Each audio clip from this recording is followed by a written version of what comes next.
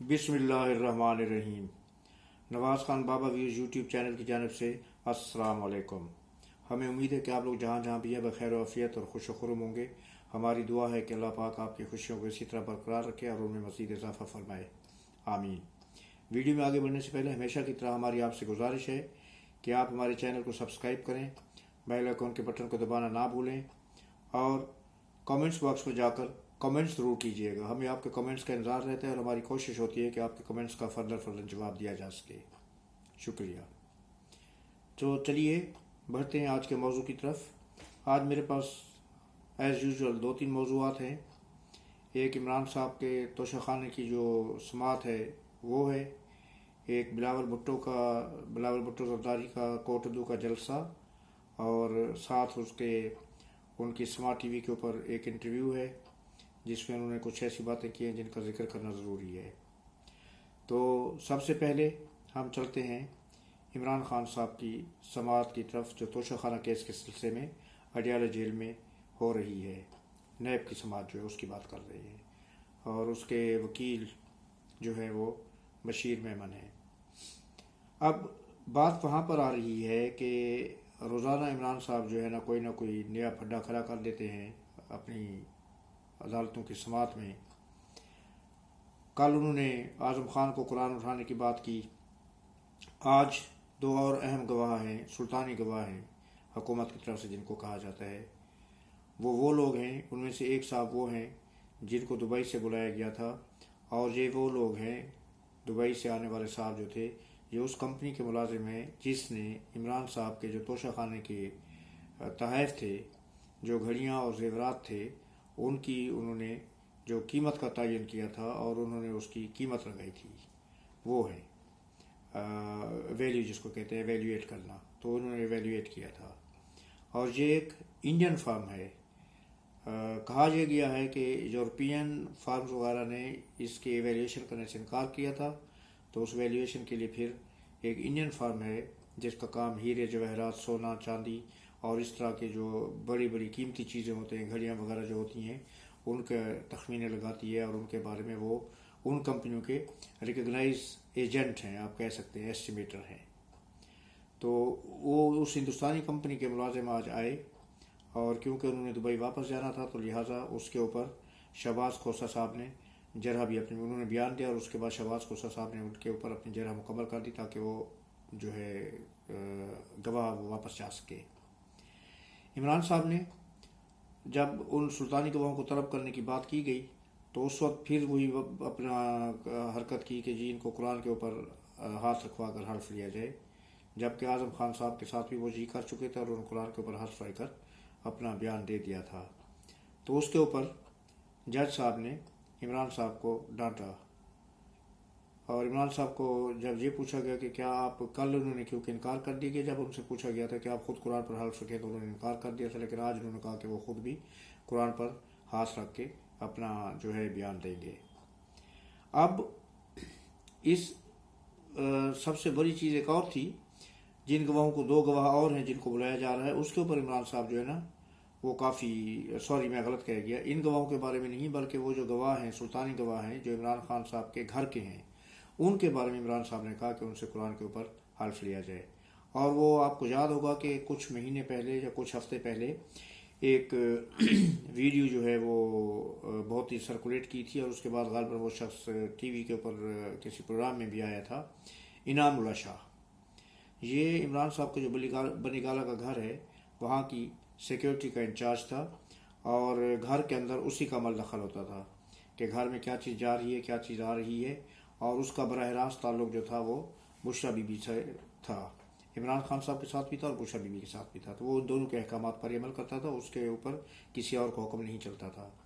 तो वो उसको गवाह के तौर पर बुलाया गया है, तो उसके ऊपर इमरान साहब काफ़ी जुज़बुज़ हुए हैं और उन्होंने कहा कि इनसे कुरान के ऊपर हल्फ लिया जाएगा।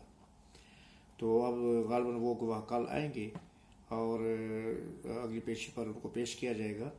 लेकिन इन गवाहों का नाम लिस्ट में पहले से मौजूद था, तो उस वक्त इमरान साहब ने उनके ऊपर कोई इतराज़ नहीं किया। अब समझ नहीं आ रही कि क्यों इतराज़ कर रहे हैं, لسٹ میں تو نام پہلے سے موجود تھا اور ان کو ہر ایک کو پتہ ہوتا ہے، اور عمران صاحب کو بھی پتہ ہے کہ ان کے خلاف کون کون سے گواہ آ رہے ہیں اسٹیٹ کی طرف سے، اور ان کی طرف سے کون کون گواہ جا رہے ہیں، ان کی ایک لسٹ پہلے پیش کر دی جاتی ہے ناموں کی. تو یہ لسٹ پہلے پیش کی گئی ہے اور ان کو بہت اچھے طریقے سے علم تھا، اس میں انعام اللہ شاہ کا نام شامل ہے. مگر اس نام کے اوپر ان کو کچھ تحفظات ہیں. تحفظات اس لیے ہیں کہ آپ کو یاد ہوگا کہ بات کیا ہوئی تھی کہ بشرا بی بی کا ایک آڈیو کیسٹ بھی آڈیو لیک ہوا تھا، جس میں وہ اسی گواہ کو ڈانٹ رہی تھیں، ڈانٹ ڈپٹ کر رہی تھیں کہ انہوں نے کچھ تحائف جو آئے تھے ان کی پکچرز لی تھیں، واٹس ایپ پر تصویریں لے کے انہوں نے بھیجی تھیں بشرا بی بی کو یا پتہ نہیں کسی اور کو. تو اس کے اوپر بشرا بی بی نے ان کے اوپر کافی ناراض ہوئی تھی، ان کو کافی ڈانٹا تھا کہ یہ پکچر کیوں لے گئی ہیں، کس کو پکچر بھیجنی ہے. تو اس نے یہ کہا تھا کہ یہ ہماری ڈیوٹی ہے کہ جو چیز گھر کے اندر آ رہی ہے اس کا ریکارڈ رکھا جائے، تو ہم تصویریں میں بنا لیتا ہوں اور اس کا ریکارڈ رکھنے کے لیے. تو بشرا بی بی نے کہا تھا کہ تصویریں تو اس چیز کی بنائی جائیں جو گھر سے باہر جا رہی ہے، گھر کے اندر آنے والی چیزوں کی تصویر بنانے کی ضرورت نہیں ہے. اور اس کے بعد وہ اتنا ناراض ہوئی کہ اس کو نوکری سے بھی برخاست کر دیا اور اسے بنی گھر سے نکال دیا گیا تھا. اب وہ شخص ایک اہم گواہ کے طور پر عمران صاحب کے خلاف گواہی دینے کے لیے عدالت میں پیش ہونے والا ہے کسی وقت بھی. ایک اور جو ڈیولپمنٹ ہوئی ہے وہ ہے محمد بشیر میمن جو ہیں اس کے احتساب کورٹ کے جج. یہ وہ جج صاحب ہیں بشیر صاحب جنہوں نے نواز شریف صاحب کا پاناما کا کیس کنکلوڈ کیا، یسر رضا گیلانی کا کیس کنکلوڈ کیا، راجہ پرویز اشرف جو ایکس وزیر اعظم ہے پاکستان کے، ان کا کیس ان کی عدالت میں لگے. اور اس سے پہلے بہت پرانے پرویز مشرف کے دور کے ایک وزیر اعظم تھے معین قریشی جو امپورٹ کیے گئے تھے، ان کے کچھ کیسز تھے وہ لگے ہیں. شوکت عزیز کے کیسز لگے ان کے اوپر ان کی عدالت میں، اور عمران صاحب کے کیسز بھی اسی کی عدالت میں چل رہے ہیں. لیکن دوران سماعت ان کو ایک دم جو ہے وہ طبیعت خراب ہوئی، ان کو ہاسپٹل میں داخل کیا گیا، اور اس کے بعد انہوں نے اپنا جو ہے نا وہ غالباً 20 یا 25 دن کے بعد ریٹائر بھی ہونے والے، 1 مہینہ 20 دن کے بعد ریٹائر ہونے والے. تو انہوں نے اپنی درخواست ایک دی ہے اپنے اسٹیبلشمنٹ ڈویژن کو کہ ان کی ریٹائرمنٹ کی جو تاریخ ہے اس وقت تک ان کی رخصت منظور کی جائے، کیونکہ وہ اپنی صحت کی ناسازی تباہ کی وجہ سے کیسز کی سماعت نہیں کر سکتے. اب اس بات پر بھی حلقوں میں چہمے گوئیاں ہو رہی ہیں کہ کیا ان کے اوپر کوئی دباؤ ہے، ان کے اوپر کوئی دھمکیاں ان کو دی جا رہی ہیں، یا واقعی یہ صحت کا مسئلہ ہے کہ وہ کیس سننے سے معذرت کر رہے ہیں، یا وہ خوف اور ڈر کی وجہ سے کر رہے ہیں. تو یہ تھی عمران صاحب کے بارے میں اپڈیٹ. اب دوسری اپڈیٹ جو ہے وہ ہے بلاول صاحب کی. بلاول صاحب نے سما کو ایک انٹرویو دیا ہے اور ایک سوال کے جواب میں انہوں نے یہ کہا ہے کہ وہ پیپلز پارٹی کے لیے پورا امید ہیں کہ 172 سیٹس جو ہے وہ پارٹی حاصل کرے گی، اور 172 حاصل کرنے کے لیے جو کمی بیشی ہوگی وہ آزاد امیدواروں سے پوری کی جائے گی، کیونکہ آزاد امیدوار جو الیکشن لڑ رہے ہیں ان کی ایک بہت بڑی تعداد پیپلز پارٹی میں شامل ہو جائے گی. تو اگر اب یہ 2 اور 2 جمع 4 کی طرح 2 جمع 2 4 کا جو بنتا ہے، اگر آپ اس چیز کو ان کڑیوں کو ملائیں تو آپ کو میرے وہ 2 ویڈیو یاد آ جائیں گے اگر آپ نے سنے ہیں دیکھے ہیں، جن میں نے کہا تھا کہ عمران صاحب کی اور پی ٹی آئی کی بچت صرف ایک صورت میں ہو سکتی ہے کہ وہ پیپلز پارٹی کے ساتھ الحاق کریں. اب کچھ خبریں یہ بھی آ رہی تھیں کہ اسٹیبلشمنٹ یا مقتدر حلقے جو ہیں وہ یہ نہیں چاہتے کہ کوئی بھی 2 بڑی پارٹیاں مل کے آپس میں حکومت بنا لے، تو اس لیے ان کی جو اسٹرینتھ رہے گی اسمبلی کے اندر 50 سے 55 کے درمیان رہے گی، 55 سے اوپر کسی کو بھی سیٹ نہیں ملے گی، تاکہ اگر یہ 2 پارٹیاں بھی کوئی سی مل کے حکومت بنانا چاہیں تو ان کو سادہ اکثریت جو 131 ووٹوں کی ہوتی ہے وہ حاصل نہ ہو سکے، اور ان کو دارمدار ان کا ہوگا، ان کو ڈیپینڈ کرنا پڑے گا چھوٹے گروپس کے اوپر، جیسے باپ ہے، بلوچستان عوامی پارٹی ہے، جیسے جے جو ہے، فضل الرحمان ہے، MQM ہے. تو اس طرح کے جو چھوٹے پریشر گروپس ہیں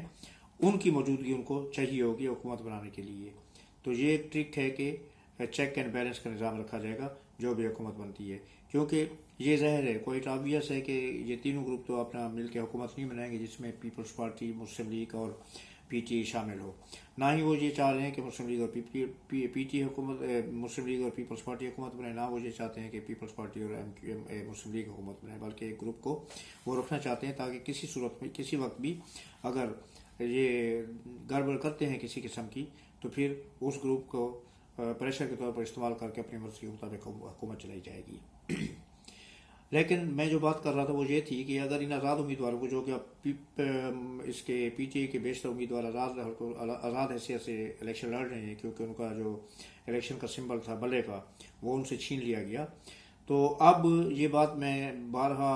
اور خاص طور پر 2 دفعہ تو ایمفیسائز کر چکا ہوں، بہت ہی پرزور طریقے سے یہ بات میں کر چکا ہوں کہ پیپلز پارٹی اس کی پی ٹی آئی اور عمران صاحب کی بچت صرف ایک صورت میں ہو سکتی ہے کہ وہ پیپلز پارٹی کے پشت پر کھڑے ہو جائیں اور پیپلز پارٹی کے ساتھ حمایت کریں اور اس کے ساتھ ہاتھ ملا لیں۔ تو آج جو بلاول صاحب کا انٹرویو کے دوران معنی خیز انداز میں انہوں نے کہا کہ آزاد امیدواروں کی اکثریت ہمارے ساتھ شامل ہو جائے گی، تو اس کا مطلب مجھے یہ نظر آتا ہے کہ در پردہ پیپلز پارٹی کی اور پی ٹی آئی کی کوئی بات چیت ہو چکی ہے، اور جو ہی یہ لوگ الیکشن جیتیں گے اس کے بعد وہ پیپلز پارٹی کے ساتھ ہاتھ ملا لیں گے اور پیپلز پارٹی حکومت بنائے گی، تو اس میں پھر یہ ہوگا کہ پی ٹی آئی کو جو ریلیکسیشنز اور جو آسانیاں چاہیے وہ ان کو مل جائیں گی۔ ایک تو حکومت میں بھی وہ شامل ہوں گے، حصے دار ہوں گے، اور اس کے بعد عمران صاحب کے اوپر جو عتاب ہے وہ اس عتاب سے بھی نکالنے میں ان کی مدد کر سکیں گے۔ دوسری بات یہ ہے کہ بلاول صاحب نے آج کوٹ اردو میں ایک بڑے پاور شو کا جو ہے اس سے خطاب کیا، کافی بڑا پاور شو تھا، کافی بڑا جلسہ تھا، کوٹ اردو جیسی جگہ کو مد نظر رکھتے ہوئے کافی بڑا جلسہ تھا، اور اس میں انہوں نے کئی وعدے وعید کیے۔ بلاول صاحب کی انتخابی مہم اس وقت میں یہ کہتا ہوں کہ پاکستان میں سب سے زیادہ پراسر اور اسٹرانگ طریقے سے چل رہی ہے۔ ایون مسلم لیگ کی بھی ابھی جب سے نواز شریف نے شاید اب دوسرا جلسہ کیا ہے تو ان کی مہم بھی سلو ہے، لیکن جلسے ان کے بڑے کامیاب جا رہے ہیں، مگر پیپلز پارٹی کی مہم جو ہے نا وہ بہت متحرک ہے، اور پیپلز پارٹی کے کارکن پوری طریقے سے چارج ہو چکے ہیں اور بڑے متحرک انداز میں ہر جگہ پر اپنے امیدواروں کے لیے ووٹ مانگ رہے ہیں، کارنر میٹنگ ہو رہی ہے، جلسے ہو رہے ہیں، گھروں گھر جایا جا رہے ہیں، ڈور ناک کیے جا رہے ہیں، مطلب کہ ہر بار استعمال کیا جا رہا ہے۔ اور خوش آئند بات پیپلز پارٹی کے لیے یہ ہے کہ پیپلز پارٹی کا جو ناراض ووٹر تھا یا ان کے جو ناراض کارکن تھے وہ بلاول بھٹو کی موجودگی میں، بلاول بھٹو صاحب کے ہوتے ہوئے وہ سب لوگ واپس پیپلز پارٹی میں آ چکے ہیں اور تن من دھن سے بازی لگا کے بلاول بھٹو صاحب کو کامیاب کرانے کی کوشش کرا رہے ہیں۔ اور لاہور کے حلقہ 127 سے جہاں سے بھٹو صاحب کا بلاول صاحب کا مقابلہ عطا اللہ تارل کے ساتھ ہے، اس حلقے کی جو رپورٹس ہیں، جو سروے آ رہے ہیں، اس میں پیپلز پارٹی کے لیے بہت بڑی خوشخبریاں ہیں، اور وہ سروے جو ہے پیپلز پارٹی کو واضح نشاندہی کر رہے ہیں کہ وہ جیت جائے گی اور بلاول صاحب وہاں سے ایم این اے منتخب ہو جائیں گے۔ تو آج تک کے لیے اتنی کافی، اب حقیقت میں کیا ہوتا ہے یہ تو پھر جب الیکشن ڈے آئے گا اس دن پتہ چلے گا 8 فروری کو۔ ابھی آج کے لیے مجھے اجازت دیجیے، کل ایک نئے ولاگ کے ساتھ آپ کی خدمت میں انشاءاللہ حاضر ہوں گا۔ اللہ حافظ، اللہ نگہبان، اللہ آپ کا حامی و ناصر ہو۔ السلام علیکم اور شکریہ۔